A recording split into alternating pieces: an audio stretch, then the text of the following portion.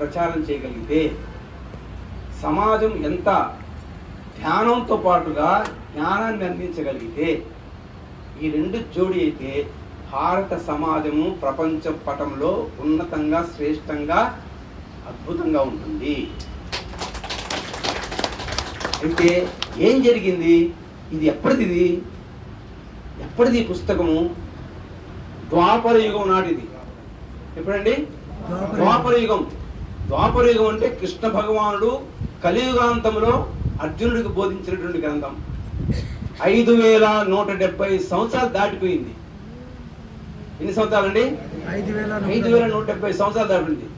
మరి అప్పుడంటే కొన్ని పాశ్చాత్య దేశాల నుంచి, తూర్పు దేశాల నుంచి మన దేశం మీద ఆక్రమణ చేసి పరదేశాలు పరగ్రంథాలు తీసుకొచ్చి భారతదేశంలోకి చొప్పించాయి. వారి గ్రంథాల ప్రాభవాన్ని అవి చూసుకున్నాయి. మరి మన భారతదేశంలో మన భగవద్గీత ఏం చేస్తుంది? పోనీ వాళ్ళ పరిపాలన అయిపోయింది కదా, 200 సంవత్సరాలు ఈస్ట్ ఇండియా కంపెనీ వచ్చింది, వాళ్ళ మిషనరీస్తో బాగా గ్రంథాన్ని డెవలప్ చేసుకుంది. నో డౌట్, ఎవరి వాళ్ళు చేసుకుంటారు. అలాగే తూర్పు దేశాల నుంచి మొఘలాయులు వాళ్ళు ఎంత వచ్చారు, వాళ్ళ ప్రాబల్యాన్ని చూపించి ఖురాన్ గ్రంథాన్ని బాగా డెవలప్ చేసుకున్నారు.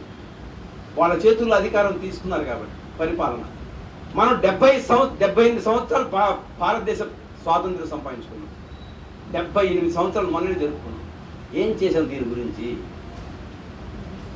ఏమైనా స్టెప్స్ తీసుకున్నామా? ఆలోచించండి. ఎందుకని మనం తీసుకోలేదు అంటే, దీంట్లో విలువైన అంశాలు అందరికి తెలియకనా, తెలియపరచడానికి ఇష్టం లేకనా? ఇది చాలా శోచనీయం. సరే, వాళ్ళకి వదిలేసాం. అందుకని ఇప్పుడైనా ఈ సమాజం ఈ భగవద్గీత గురించి విస్తృతంగా తెలుసుకోవాలి, విపులంగా తెలుసుకోవాలి. దాంట్లో ఉన్న అంశాలను ప్రతి ఒక్క భారతీయుడికి అందివ్వాలి, ఒకరికొకరు చైన్ సిస్టమ్లు అందివ్వాలి.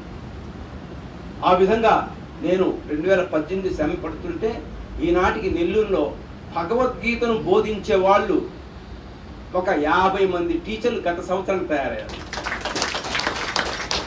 దాంట్లో ముఖ్యంగా చెప్పుకున్నది సుష్మా గారు, మా ట్రస్ట్ సెక్రటరీ గారు, జాయింట్ సెక్రటరీగా ఉన్నారు.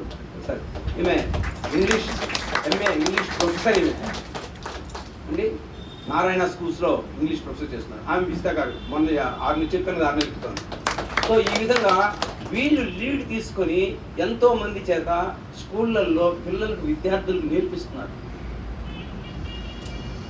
ఒక్కొక్క స్కూల్కి ఒక్కొక్క టీచర్ వెళ్ళి, అంటే ఈ భగవద్గీత నేర్చుకున్న టీచర్స్ స్కూళ్ళకు వెళ్ళి ఆ స్కూళ్ళల్లో అధ్యాపకుల్ని, ఆ ప్రిన్సిపాల్ని, కరెస్పాండెంట్ అర్థించి వాళ్ళ స్కూల్లో 1 నెల ట్రైనింగ్ పిల్లలు చెప్పడానికి పర్మిషన్ తీసుకొని గీతా జయంతి నాటికి అందరినీ ఒక దగ్గర సమీకరించి వాళ్ళ చేత కంఠస్థ పారాయణం చేయిస్తారు.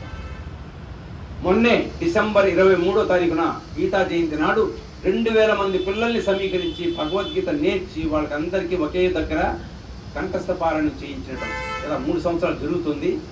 ఈ సంవత్సరం ఇంకా 4000 మందితో చేయాలని సంగతి.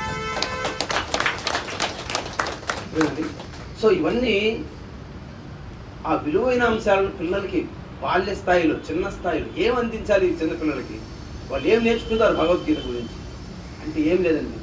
పరమాత్మ ఒక శ్లోకం చెప్పాడు, యచ్చాపి సర్వభూతానాం బీజం తదహమర్జున న తదస్తి వినాయత్ స్యాత్ మయా భూతం చరాచర.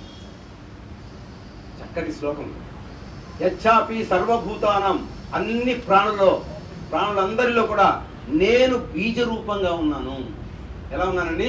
బీజ రూపంగా ఉన్నాను.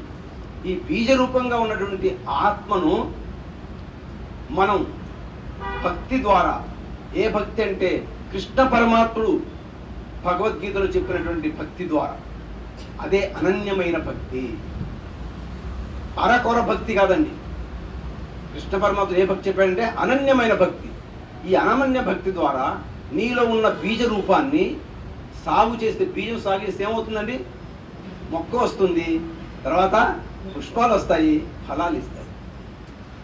ఆ విధంగా ఈ బీజాన్ని సాగు చేసుకుంటే విద్యార్థి దశలోనే అది చేయగలిగితే వాళ్ళు యుక్త వయసు వచ్చేసరికి వాళ్ళు పరమాత్మ స్థాయిని అందుకుంటారు.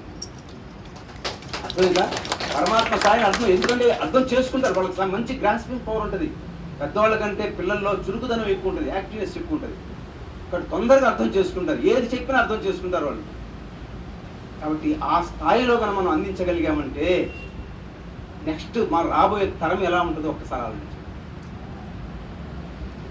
ఇంకో చెప్పాలంటే మేము ఈ ప్రయత్నం కోసము ఒక వినతి పత్రాన్ని ఇచ్చాం.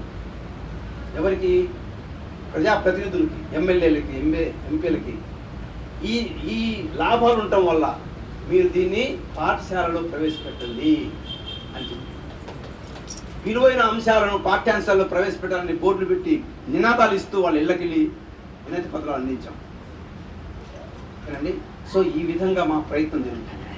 ఇంకా ప్రతి నెల చివరి ఆదివారం ఒకరోజు సెలెక్ట్ చేసుకొని, ఒక ఏరియా సెలెక్ట్ చేసుకొని ఆ ఏరియాకి వెళ్ళి భగవద్గీతను ఉచితంగా వాళ్ళకి పంచిస్తూ, అమ్మ ఈ భగవద్గీతను మీ ఇళ్ళలో పెట్టుకోండి, రోజు దాన్ని పూజా గదులు పెట్టండి, మీకు వస్తే చదువు వస్తే చదవండి, లేదంటే రోజు దాన్ని నమస్కారం పెట్టుకుంటుండండి. ఏదో ఒక రోజు కృష్ణుడు మీ ఇంటికి వస్తాడు, భగవద్గీత చెప్తాడు.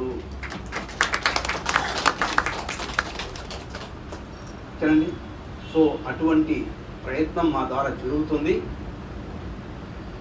తొందరలోనే ఇంటింటా భగవద్గీత, నెల్లూరంతా భగవద్గీత అనే కార్యక్రమాన్ని మేము తలపెట్టాం కాబట్టి అది పూర్తి అవుతుంది. మొన్న వార్షికోత్సవం జరిపేటప్పుడు ఒక కొత్త నినాదం పెట్టుకున్నాం. ఏంటి తెలుసా? గల్లీ నుంచి ఢిల్లీ దాకా గీతా గీత భగవద్గీత.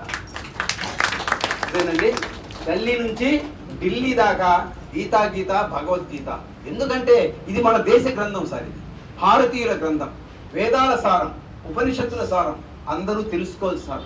దీన్ని చదవాలంటే మతాలు మారక్కర్లేదు సార్. ఇది కేవలం మన వ్యక్తిగత, మన అందరిలో ఆత్మ ఉంది. ఆత్మ లేనివాడు ఏ మతంలో లేడు, ప్రతి ఒక్కరిలో ఆత్మ ఉంది. ఆ ఆత్మ గురించి విపులంగా చెప్పగలిగే తత్వం భారతదేశంలో ఉంది. మనందరిలో ఆత్మ ఉంది. ఆ ఆత్మ గురించి తెలుసుకునే గ్రంథం భారతదేశం ఉంది. ఇదే భారతీయుల ప్రామాణిక గ్రంథం. అయితే ధ్యానపరంగా మీరందరూ ధ్యానులు చక్కగా చేస్తున్నారు, ధ్యానపరంగా ఎదుగుతున్నారు. మరి దేనికోసం ధ్యానం చేస్తున్నారు?